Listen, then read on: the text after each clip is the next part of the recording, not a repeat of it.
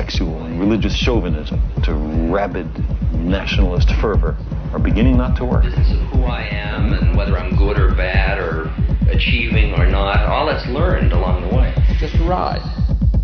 And we can change it anytime we want. It's only a choice. No effort, no work, no job, no savings of money. I realized that I had the game wrong. That the game was to find out what I already was.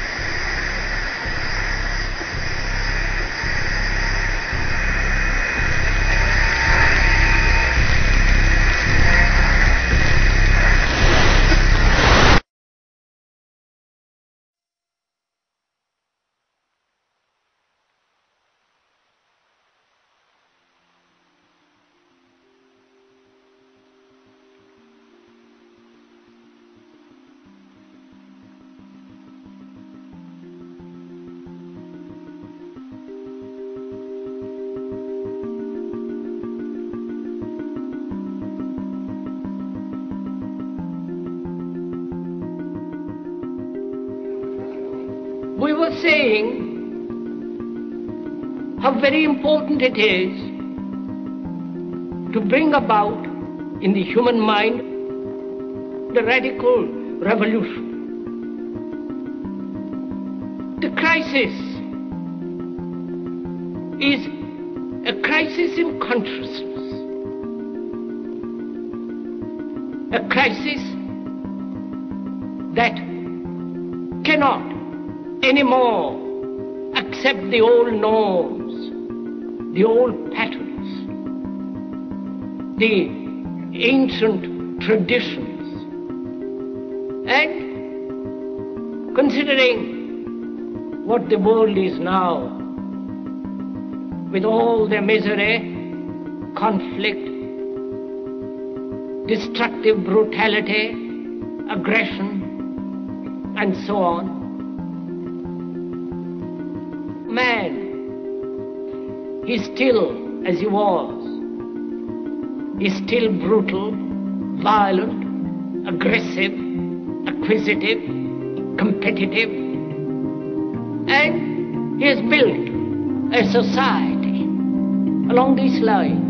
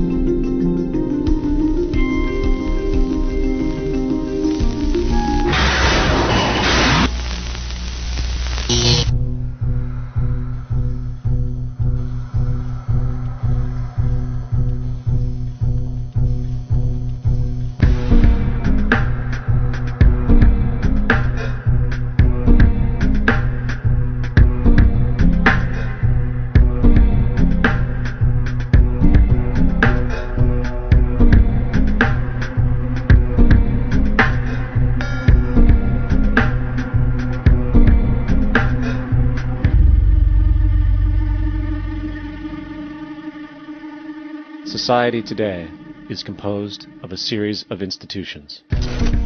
From political institutions, legal institutions, religious institutions, to institutions of social class, familial values, and occupational specialization. It is obvious the profound influence these traditionalized structures have in shaping our understandings and perspectives. Yet, of all the social institutions we are born into, directed by, and conditioned upon, there seems to be no system as taken for granted and misunderstood as the monetary system.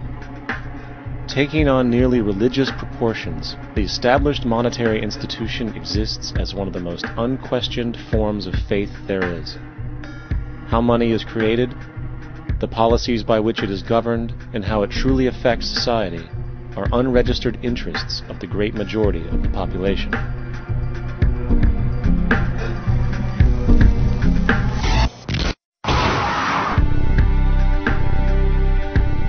In a world where 1% of the population owns 40% of the planet's wealth, in a world where 34,000 children die every single day from poverty and preventable diseases, and where 50% of the world's population lives on less than $2 a day, one thing is clear: something is very wrong. And whether we are aware of it or not, the lifeblood of all of our established institutions, and thus society itself, is money. Therefore, understanding this institution of monetary policy is critical to understanding why our lives are the way they are. Unfortunately, economics is often viewed with confusion and boredom. Endless streams of financial jargon coupled with intimidating mathematics quickly deters people from attempts at understanding it. However, the fact is, the complexity associated with the financial system is a mere mask, designed to conceal one of the most socially paralyzing structures humanity has ever endured.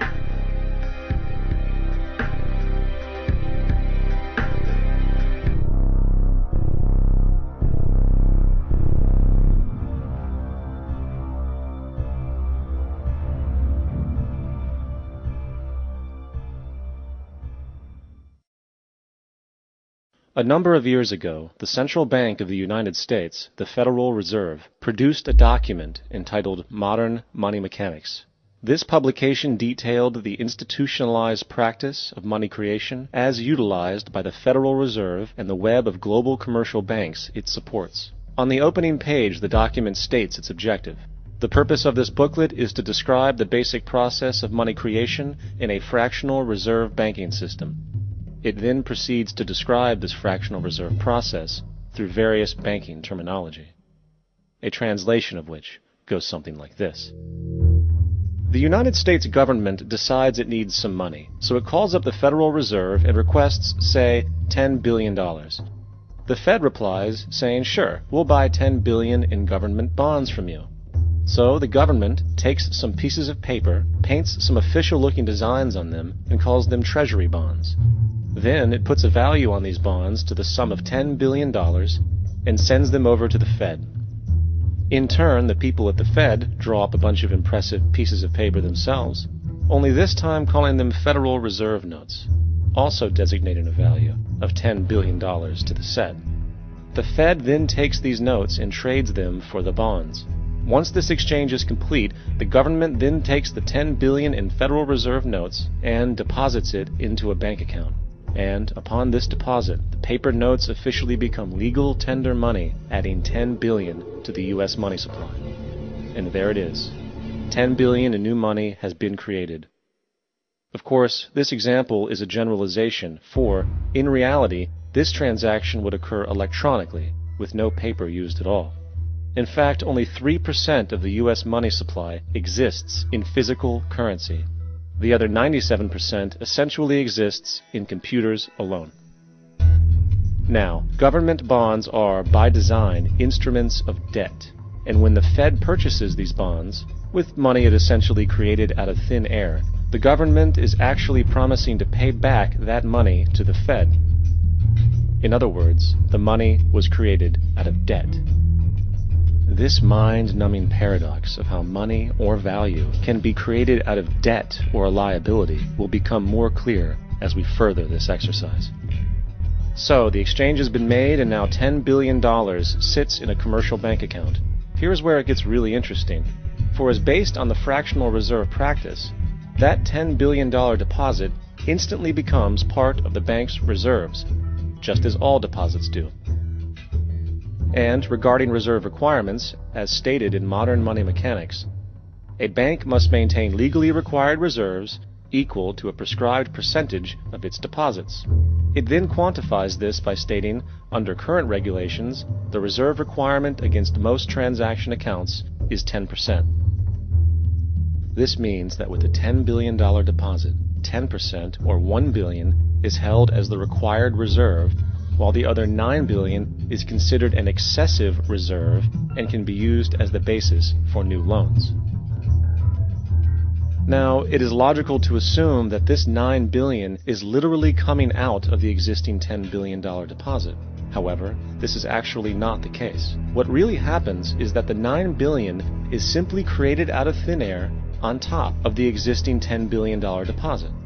This is how the money supply is expanded. As stated in modern money mechanics, of course they, the banks, do not really pay out loans from the money they receive as deposits. If they did this, no additional money would be created. What they do when they make loans is to accept promissory notes, loan contracts, in exchange for credits, money, to the borrower's transaction accounts. In other words, the $9 billion can be created out of nothing simply because there is a demand for such a loan and that there is a $10 billion deposit to satisfy the reserve requirements. Now, let's assume that somebody walks into this bank and borrows the newly available $9 billion. They will then most likely take that money and deposit it into their own bank account. The process then repeats, for that deposit becomes part of the bank's reserves. 10% is isolated, and in turn 90% of the $9 billion, or $8.1 billion, is now available as newly created money for more loans. And, of course, that 8.1 can be loaned out and redeposited, creating an additional 7.2 billion, to 6.5 billion, to 5.9 billion, etc. This deposit money creation loan cycle can technically go on to infinity. The average mathematical result is that about $90 billion can be created on top of the original $10 billion. In other words, for every deposit that ever occurs in the banking system, about 9 times that amount can be created out of thin air. Money jitters. Ask the obliging Bank of America for a jar of soothing instant money, M-O-N-E-Y, in the form of a convenient personal loan. So, now that we understand how money is created by this fractional reserve banking system, a logical yet elusive question might come to mind. What is actually giving this newly created money value? The answer? The money that already exists. The new money essentially steals value from the existing money supply. For the total pool of money is being increased irrespective to demand for goods and services. And as supply and demand finds equilibrium, prices rise, diminishing the purchasing power of each individual dollar. This is generally referred to as inflation, and inflation is essentially a hidden tax on the public. What is the advice that you generally get? And that is inflate the currency. They don't say debase the currency. They don't say devalue the currency. They don't say cheat the people who are saved. They say lower the interest rates. The real deception is when we distort the value of money. When we create money out of thin air, we have no savings, yet there's so-called capital. So my question boils down to this. How in the world can we expect to solve the problems of inflation, that is, the increase in the supply of money, with more inflation? Of course, it can't. The fractional reserve system of monetary expansion is inherently inflationary. For the act of expanding the money supply, without there being a proportional expansion of goods and services in the economy, will always debase a currency.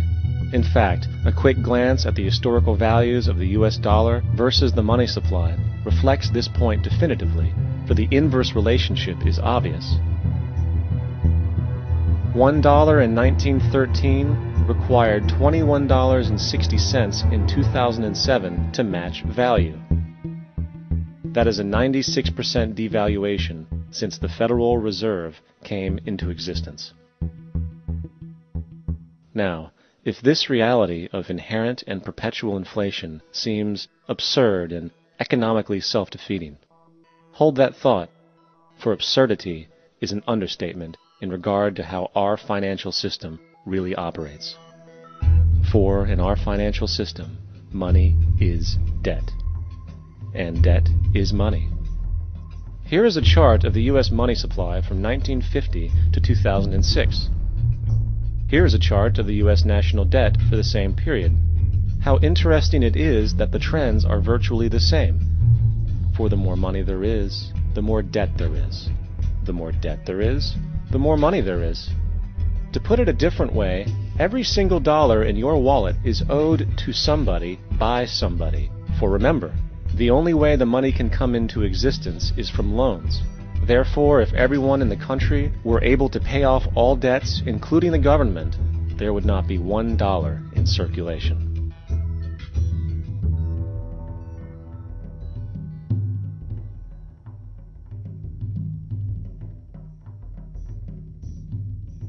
In fact, the last time in American history the national debt was completely paid off was in 1835, after President Andrew Jackson shut down the central bank that preceded the Federal Reserve. In fact, Jackson's entire political platform essentially revolved around his commitment to shut down the central bank, stating at one point, "The bold efforts the present bank has made to control the government are but premonitions of the fate that awaits the American people, should they be deluded into a perpetuation of this institution or the establishment of another like it." Unfortunately, his message was short-lived, and the international bankers succeeded to install another central bank in 1913, the Federal Reserve. And as long as this institution exists, perpetual debt is guaranteed. Now, so far we have discussed the reality that money is created out of debt, through loans. These loans are based on a bank's reserves, and reserves are derived from deposits. And through this fractional reserve system, any one deposit can create 9 times its original value, in turn debasing the existing money supply, raising prices in society. And since all this money is created out of debt and circulated randomly through commerce, people become detached from their original debt, and a disequilibrium exists, where people are forced to compete for labor in order to pool enough money out of the money supply to cover their costs of living.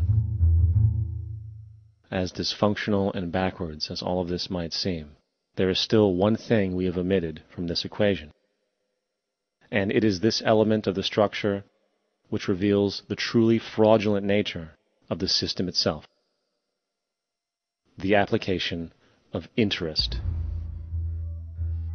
When the government borrows money from the Fed, or when a person borrows money from a bank, it almost always has to be paid back with accrued interest. In other words, almost every single dollar that exists must be eventually returned to a bank with interest paid as well. But if all money is borrowed from the central bank and is expanded by commercial banks through loans, only what would be referred to as the principal is being created in the money supply. So then, where is the money to cover all of the interest that is charged? Nowhere. It doesn't exist. The ramifications of this are staggering, for the amount of money owed back to the banks will always exceed the amount of money that is available in circulation. This is why inflation is a constant in the economy, for new money is always needed to help cover the perpetual deficit built into the system, caused by the need to pay the interest. What this also means is that mathematically, defaults and bankruptcy are literally built into the system, and there will always be poor pockets of society that get the short end of the stick. An analogy would be a game of musical chairs, for once the music stops, somebody is left out to dry. And that's the point. It invariably transfers true wealth from the individual to the banks. For if you are unable to pay for your mortgage, they will take your property. This is particularly enraging when you realize that not only is such a default inevitable due to the fractional reserve practice, but also because of the fact that the money that the bank loaned to you didn't even legally exist in the first place. In 1969, there was a Minnesota court case involving a man named Jerome Daly, who was challenging the foreclosure of his home by the bank which provided the loan to purchase it. His argument was that the mortgage contract required both parties, being he and the bank, each put up a legitimate form of property for the exchange. In legal language, this is called consideration. Mr. Daly explained that the money was, in fact, not the property of the bank, for it was created out of nothing as soon as the loan agreement was signed. Remember what modern money mechanics stated about loans? What they do when they make loans is to accept promissory notes in exchange for credits. Reserves are unchanged by the loan transactions, but deposit credits constitute new additions to the total deposits of the banking system. In other words, the money doesn't come out of their existing assets. The bank is simply inventing it, putting up nothing of its own, except for a theoretical liability on paper. As the court case progressed, the bank's president, Mr. Morgan, took the stand, and in the judge's personal memorandum, he recalled that the plaintiff, bank's president, admitted that, in combination with the Federal Reserve Bank, did create the money and credit upon its books by bookkeeping entry. The money and credit first came into existence when they created it. Mr. Morgan admitted that no United States law or statute existed which gave him the right to do this. A lawful consideration must exist and be tendered to support the note. The jury found that there was no lawful consideration, and I agree. He also poetically added, only God can create something of value out of nothing. And upon this revelation, the court rejected the bank's claim for foreclosure, and Daly kept his home. The implications of this court decision are immense.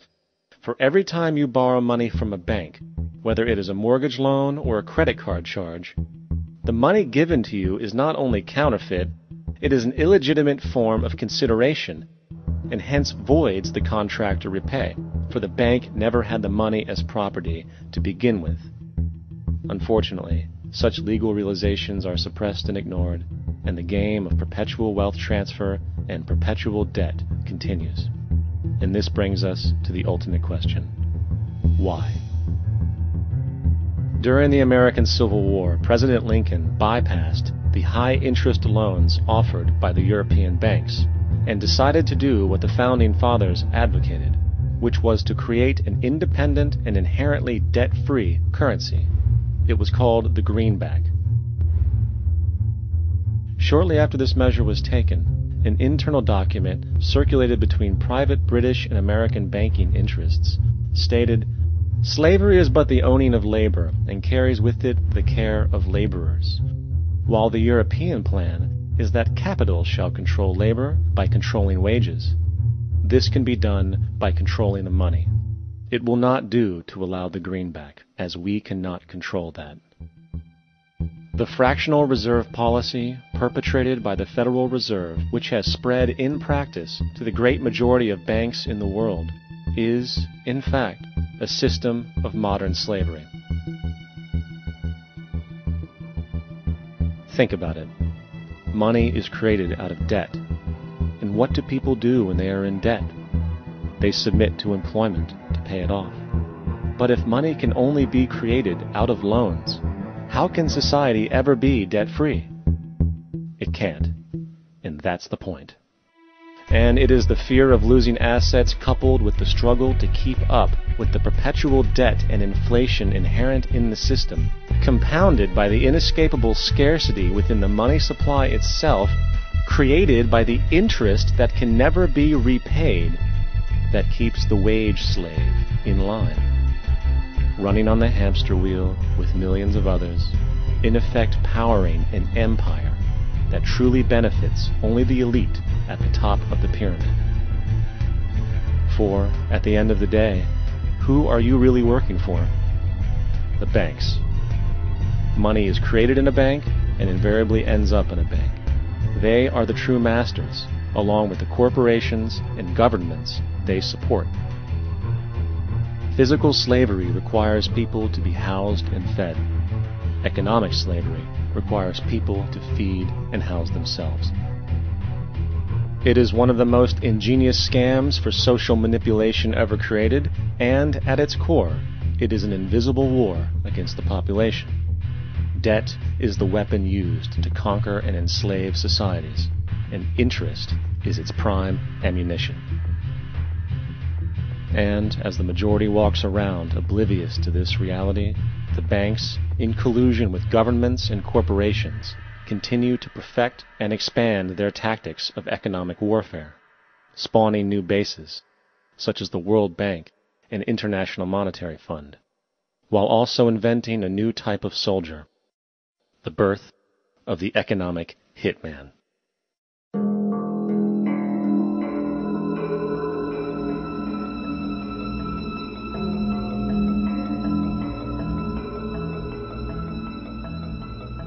We economic hitmen really have been the ones responsible for creating this first truly global empire. And we work many different ways.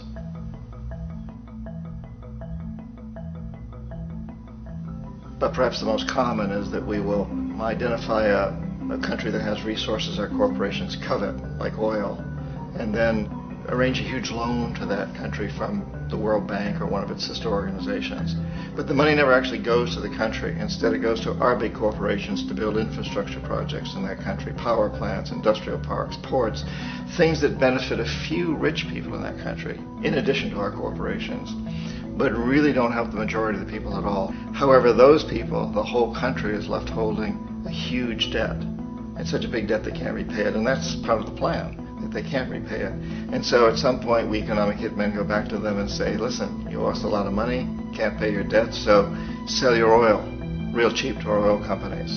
Allow us to build a military base in your country, or send troops in support of ours to someplace in the world like Iraq, or vote with us on the next UN vote, to have their electric utility company privatized and their water and sewage system privatized and sold to U.S. corporations or other multinational corporations. So there was that whole mushrooming thing, and it's so typical of the way the IMF and the World Bank work, that you put a country in debt, it's such a big debt it can't pay it, and then you offer to refinance that debt and pay even more interest.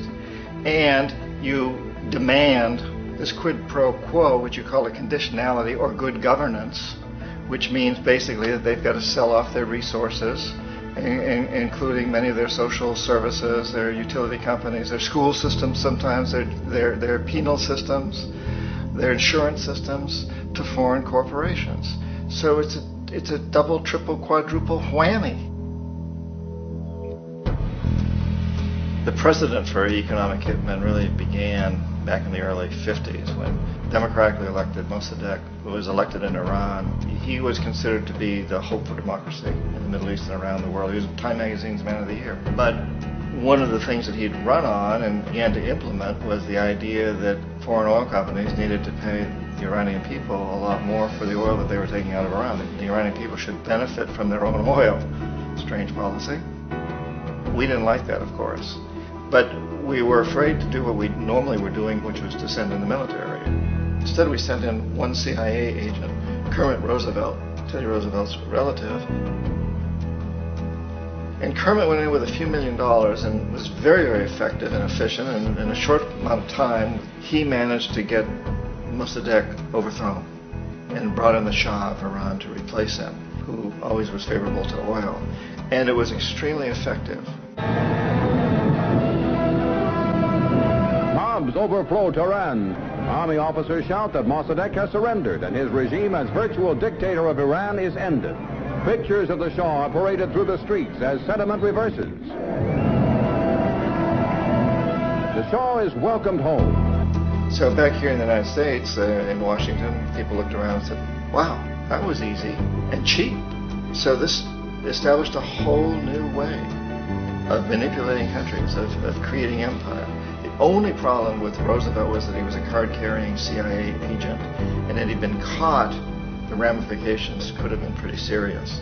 So very quickly at that point, the decision was made to use private consultants to channel the money through the World Bank or the IMF or one of the other such agencies, to bring in people like me who worked for private companies, so that if we got caught, there would be no governmental ramifications.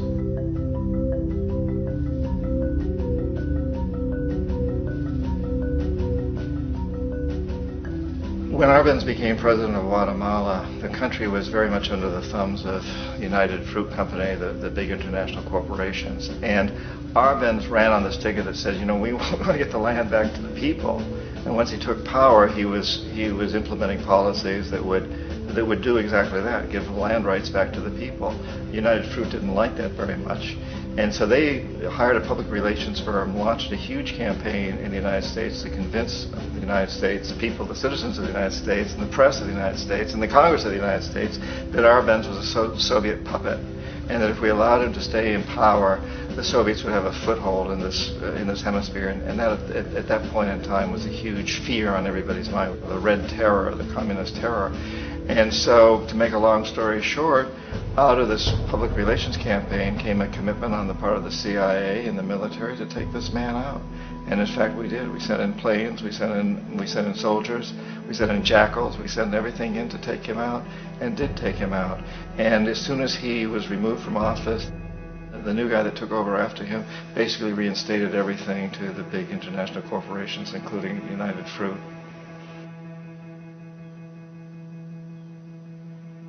Ecuador for many, many years had been ruled by pro-U.S. dictators, often relatively brutal. Then it was decided that they were going to have a truly democratic election. Jaime Roldos ran for office, and his main goal, he said, as president would be to make sure that Ecuador's resources were used to help the people. And he won, overwhelming, by more votes than anybody had ever won anything in Ecuador.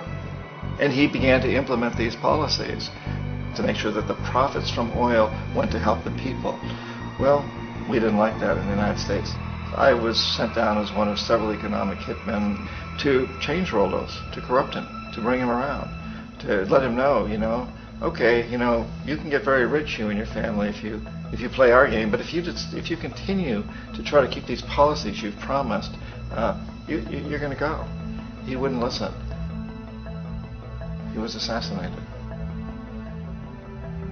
As soon as the plane crashed, the whole area was cordoned off. The only people allowed in were U.S. military from a nearby base and some of the Ecuadorian military. When an investigation was launched, two of the key witnesses died in car accidents before they had a chance to testify. A lot of very, very strange things that went on around the assassination of Jaime Roldos. I, like most people who've really looked at this case, had absolutely no doubt that it was an assassination. And of course, in my position as an economic hitman, I was always expecting something to happen to Jaime, whether it be a coup or assassination, I wasn't sure, but that he would be taken down because he was not being corrupted. He would not allow himself to be corrupted the way we wanted to corrupt him.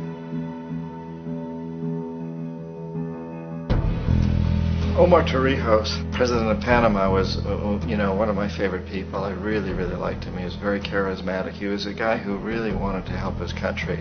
And when I tried to bribe him or corrupt him, he said, look, John, he called me Juanito. He said, look, Juanito, I don't need the money. What I really need is for my country to be treated fairly. I need for the United States to repay the debts that you owe my people for all the destruction you've done here. I need to be in a position where I can help other Latin American countries win their independence and be free of this terrible presence from the north that you people are exploiting us so badly. I need to have the Panama Canal back in the hands of the Panamanian people. That's what I want. And so, leave me alone. Don't try to bribe me. It was 1981, and in May, Jaime Roldos was assassinated. And Omar was very aware of this. Torrijos got his family together and he said, I'm probably next, but it's okay because I've done what I came here to do. I've renegotiated the canal. The canal will now be in our hands. He just finished negotiating the treaty with Jimmy Carter. In June of that same year, just a couple of months later, he also went down in an airplane crash, which there's no question was executed by CIA-sponsored jackals. Tremendous amount of evidence that one of Torrijos' security guards handed him at the last moment as he was getting on the plane a tape recorder, a small tape recorder that contained a bomb.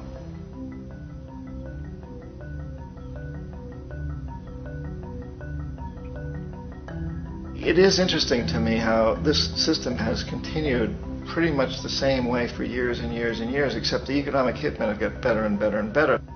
Then we come up with, very recently, what happened in Venezuela.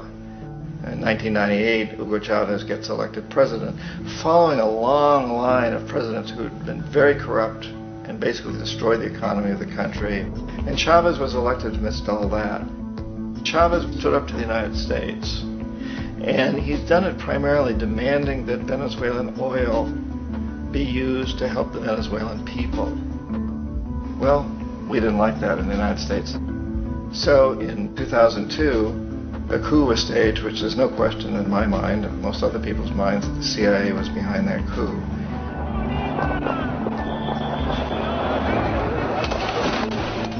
The the way that that coup was fomented was very reflective of what Kermit Roosevelt had done in Iran, of paying people to go out into the streets, to riot, to protest, to say this Chavez is very unpopular.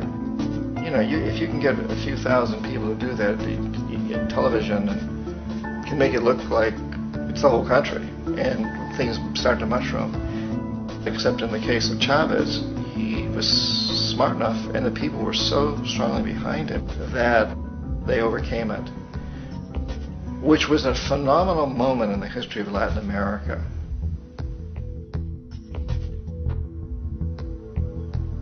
Iraq actually is a perfect example of the way the whole system works. So we economic hitmen are the first line of defense. We go in and we try to corrupt the governments and get them to accept these huge loans, which we then use as leverage to basically own them. If we fail, as I failed in Panama with Omar Torrijos and in Ecuador with Jaime Roldos, men who refuse to be corrupted, then the second line of defense is we send in the jackals. And the jackals either overthrow governments or they assassinate. And once that happens and a new government comes in, boy, it's going to toe the line, because the new president knows what will happen if he doesn't. In the case of Iraq, both of those things failed. Economic hitmen were not able to get through to Saddam Hussein. We tried very hard. We tried to get him to accept a deal very similar to what the House of Saud had accepted in Saudi Arabia, but he wouldn't accept it. And so the jackals went in to take him out. They couldn't do it. His security was very good. After all, he had one time worked for the CIA. He'd been hired to assassinate a former president of Iraq and failed, but he knew the system. So in '91, we send in the troops and we take out the Iraqi military. So we assume at that point that Saddam Hussein is going to come around. We could have taken him out, of course, at that time, but we didn't want him. He's the kind of strong man we like. He controls his people. We thought he could control the Kurds and keep the Iranians in their border and keep pumping oil for us. And that once we took out his military, now he's going to come around. So the economic hitmen go back in the 90s without success. If they'd had success, he'd still be running the country. We'd be selling him all the fighter jets he wants and everything else he wants. But they couldn't. They didn't have success. The jackals couldn't take him out again. So we sent the military in once again, and this time we did the complete job and took him out, and in the process created for ourselves some very, very lucrative construction deals. We had to reconstruct a country that we'd essentially destroyed, which is a pretty good deal if you own construction companies, big ones. So, Iraq shows the three stages. The economic hitmen failed there, the jackals failed there, and as a final measure, the military goes in. And in that way, we've really created an empire, but we've done it very, very subtly. It's clandestine. All the empires of the past were built on the military, and everybody knew they were building them. So the British knew they were building them, the French, the Germans, the Romans, the Greeks, and they were proud of it. And they always had some excuse, like spreading civilization, spreading some religion, something like that. But they knew they were doing it. We don't. The majority of the people in the United States have no idea that we're living off the benefits of a clandestine empire, that today there's more slavery in the world than ever before. And then you have to ask yourself, well, if it's an empire, then who's the emperor? Obviously, our presidents of the United States are not emperors. An emperor is someone who's not elected, doesn't serve a limited term, and doesn't report to anyone, essentially. So you can't classify our presidents that way. But we do have what I consider to be the equivalent of the emperor, and it's what I call the corporatocracy. The corporatocracy is this group of individuals who run our biggest corporations, and they really act as the emperor of this empire. They control our media, either through direct ownership or advertising. They control most of our politicians because they finance their campaigns, either through their corporations or through personal contributions that come out of the corporations. They're not elected, they don't serve a limited term, they don't report to anybody. And at the very top of the corporatocracy, you really can't tell whether a person's working for a private corporation or the government because they're always moving back and forth. So, you've got a guy who one moment is the president of a big construction company like Halliburton, and the next moment he's vice president of the United States, or the president who is in the oil business. And this is true whether you've got Democrats or Republicans in the office. You have to moving back and forth through the revolving door.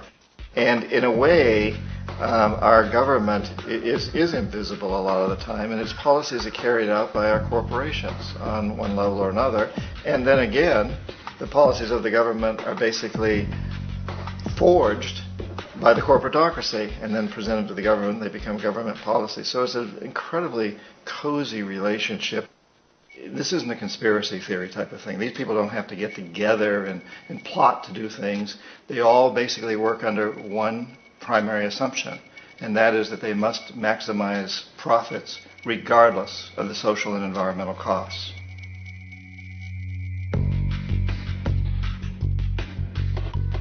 This process of manipulation by the corporatocracy through the use of debt, bribery, and political overthrow is called globalization. Just as the Federal Reserve keeps the American public in a position of indentured servitude through perpetual debt, inflation, and interest, the World Bank and IMF serve this role on a global scale. The basic scam is simple.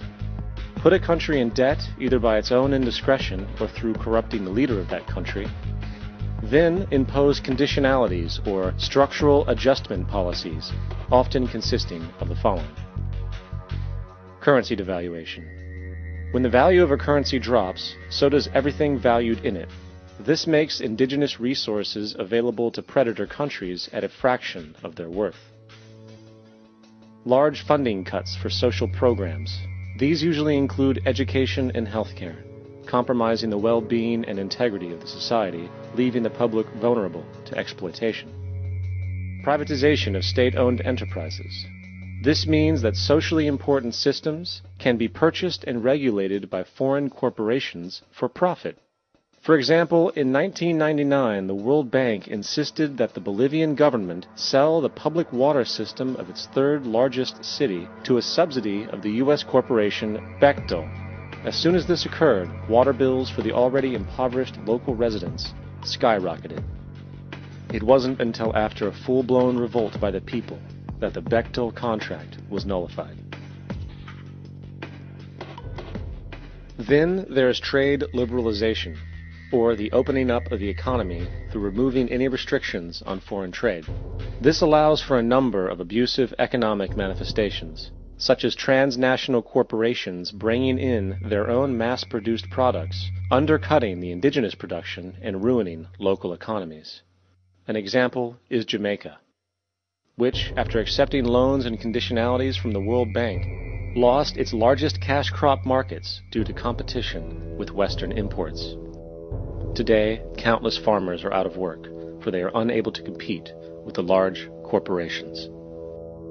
Another variation is the creation of numerous, seemingly unnoticed, unregulated, inhumane sweatshop factories, which take advantage of the imposed economic hardship. Additionally, due to production deregulation, environmental destruction is perpetual, as a country's resources are often exploited by the indifferent corporations while outputting large amounts of deliberate pollution. The largest environmental lawsuit in the history of the world today is being brought on behalf of 30,000 Ecuadorian Amazonian people against Texaco, which is now owned by Chevron. So today it's against Chevron, but for activities conducted by Texaco. Estimated to be more than 18 times what the Exxon Valdez dumped into the coast of Alaska. In the case of Ecuador, it wasn't an accident. The oil companies did it intentionally. They knew they were doing it to save money out there rather than arranging for a proper disposal. Furthermore, a cursory glance at the performance record of the World Bank reveals that the institution, which publicly claims to help poor countries develop and alleviate poverty, has done nothing but increase poverty and the wealth gap, while corporate profits soar. In 1960, the income gap between the fifth of the world's people in the richest countries versus the fifth in the poorest countries was 30-1. By 1998, it was 74-1. While global GNP rose 40% between 1970 and 1985, those in poverty actually increased by 17%. While from 1985 to 2000, those living on less than $1 a day increased by 18%. Even the Joint Economic Committee of the U.S. Congress admitted that there is a mere 40% success rate of all World Bank projects. In the late 1960s, the World Bank intervened in Ecuador with large loans. During the next 30 years, poverty grew from 50% to 70%. Under or unemployment grew from 15 to 70%. Public debt increased from 240 million to 16 billion, while the share of resources allocated to the poor went from 20% to 6%. In fact, by the year 2000, 50% of Ecuador's national budget had to be allocated for paying its debts. It is important to understand the World Bank is, in fact, a U.S. bank, supporting U.S. interests. For the United States holds veto power over decisions, as it is the largest provider of capital. And where did it get this money? You guessed it, it made it out of thin air through the fractional reserve banking system. Of the world's top 100 economies, as based on annual GDP, 51 are corporations, and 47 of that 51 are U.S.-based. Walmart, General Motors, and Exxon are more economically powerful than Saudi Arabia, Poland, Norway, South Africa, Finland, Indonesia, and many others. And as protective trade barriers are broken down, currencies tossed together and manipulated in floating markets, and state economies overturned in favor of open competition and global capitalism, the empire expands. You get up on your little 21-inch screen and howl about America and democracy. There is no America. There is no democracy. There is only IBM and ITT and AT&T and DuPont, Dow, Union Carbide, and Exxon. Those are the nations of the world today. What do you think the Russians talk about in their councils of state? Karl Marx? They get out their linear programming charts, statistical decision theories, Minimax solutions, and compute the price-cost probabilities of their transactions and investments, just like we do. We no longer live in a world of nations and ideologies, Mr. Beale. The world is a college of corporations, inexorably determined by the immutable bylaws of business.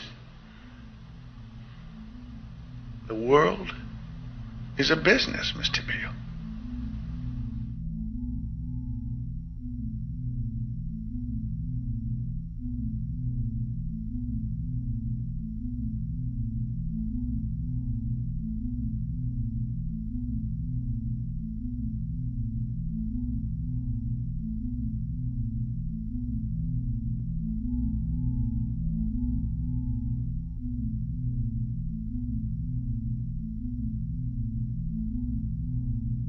The world is being taken over by a handful of business powers who dominate the natural resources we need to live while controlling the money we need to obtain these resources. The end result will be world monopoly, based not on human life, but financial and corporate power. And as the inequality grows, naturally more and more people are becoming desperate. So the establishment was forced to come up with a new way to deal with anyone who challenges the system. So they gave birth to the terrorist. The term terrorist is an empty distinction, designed for any person or group who chooses to challenge the establishment. This isn't to be confused with the fictional Al-Qaeda, which was actually the name of a computer database for the US-supported Mujahideen in the 1980s.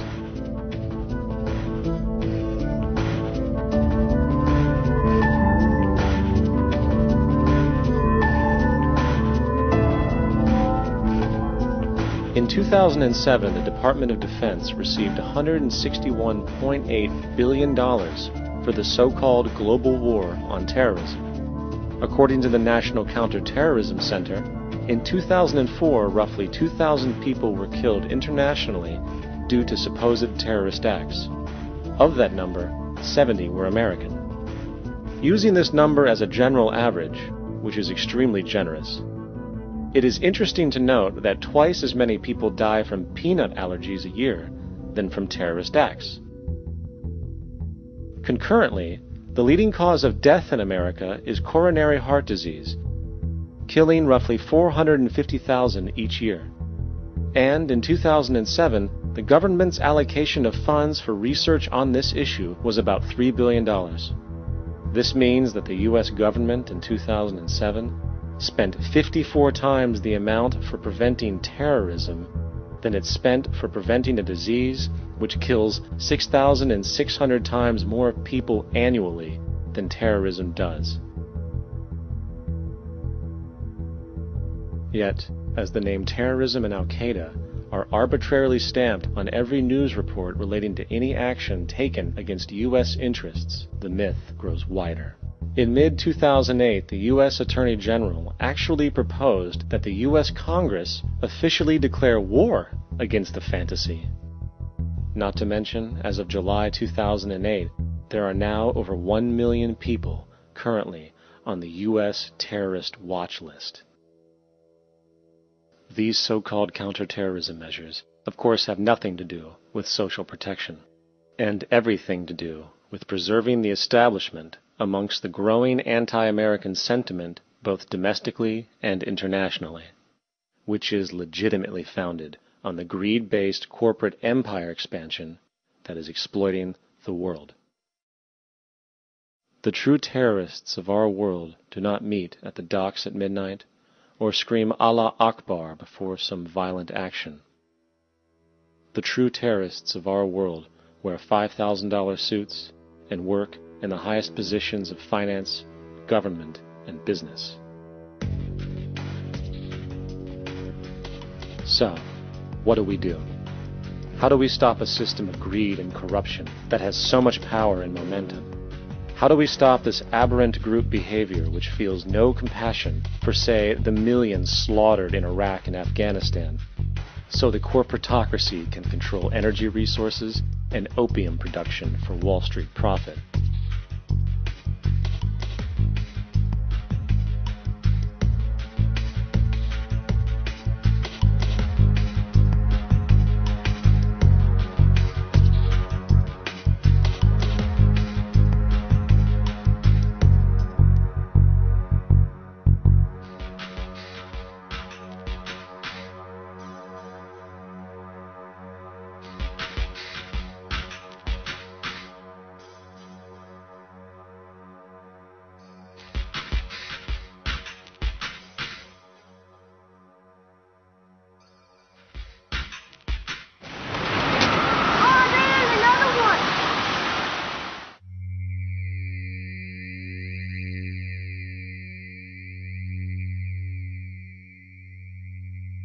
How do we stop a system of greed and corruption that condemns poor populations to sweatshop slavery for the benefit of Madison Avenue? Or that engineers false flag terror attacks for the sake of manipulation? Or that generates built-in modes of social operation which are inherently exploitative? Or that systematically reduces civil liberties and violates human rights in order to protect itself from its own shortcomings? How do we deal with the numerous covert institutions, such as the Council on Foreign Relations, the Trilateral Commission, and the Bilderberg Group, and other undemocratically elected groups which, behind closed doors, collude to control the political, financial, social, and environmental elements of our lives? In order to find the answer, we must first find the true underlying cause. For the fact is, the selfish, corrupt, power, and profit-based groups are not the true source of the problem. They are symptoms.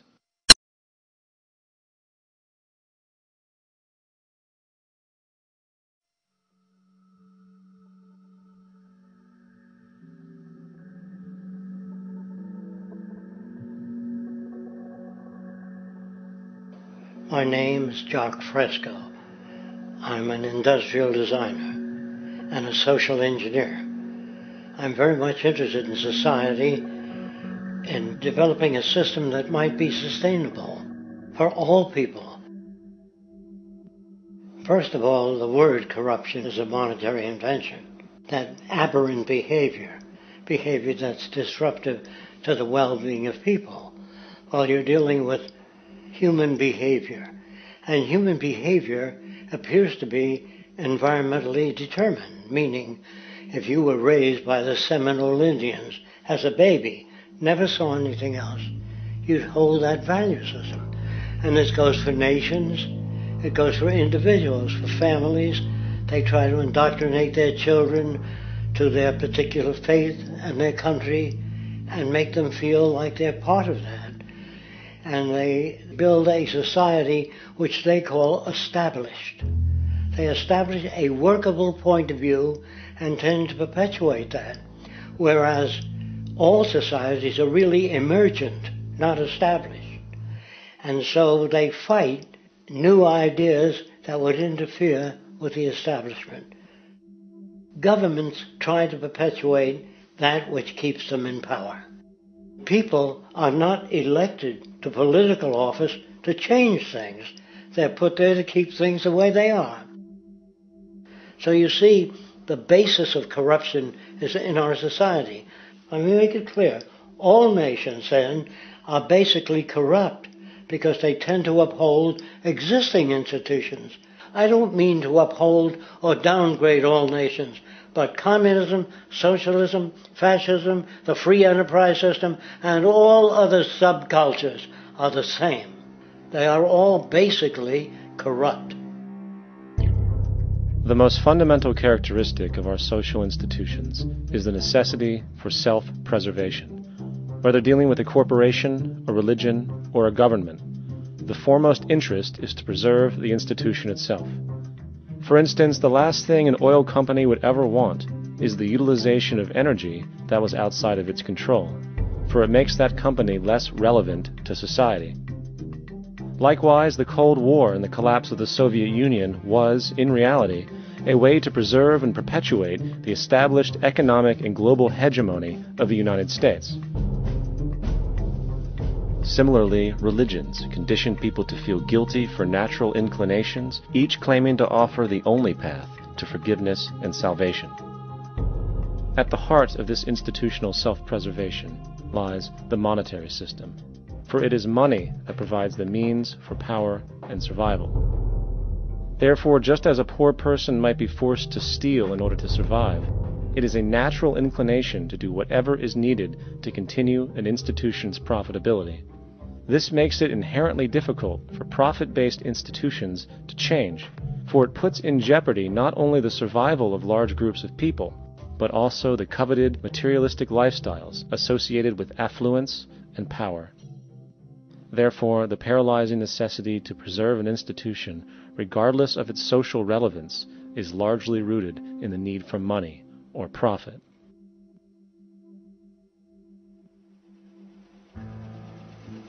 What's in it for me is why people think. And so if a man makes money selling a certain product, naturally he's going to fight the existence of another product that may threaten his institution. Therefore, people cannot be fair, and people do not trust each other. A guy will come over to you and say, I got just the house you're looking for. He's a salesman. When a doctor says, I think your kidney has to come out, I don't know if he's trying to pay off a yacht or whether my kidney has to come out. It's hard in a monetary system to trust people. If you came into my store and I said, this lamp that I've got is pretty good, but the lamp next door is much better, I wouldn't be in business very long. It wouldn't work. If I were ethical, it wouldn't work. So when you say industry cares for people, that's not true. They can't afford to be ethical. So your system is not designed to serve the well-being of people. If you still don't understand that, there would be no outsourcing of jobs if they cared about people. Industry does not care. They only hire people because it hasn't been automated yet. So don't talk about decency and ethics.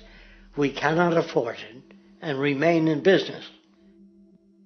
It is important to point out that regardless of the social system, whether fascist, socialist, capitalist, or communist, the underlying mechanism is still money, labor, and competition. Communist China is no less capitalistic than the United States, The only difference is the degree by which the state intervenes in enterprise. The reality is that monetaryism, so to speak, is the true mechanism that guides the interests of all the countries on the planet. The most aggressive and hence dominant variation of this monetaryism is the free enterprise system. The fundamental perspective, as put forth by early free market economists like Adam Smith, is that self-interest in competition leads to social prosperity, as the act of competition creates incentive which motivates people to persevere.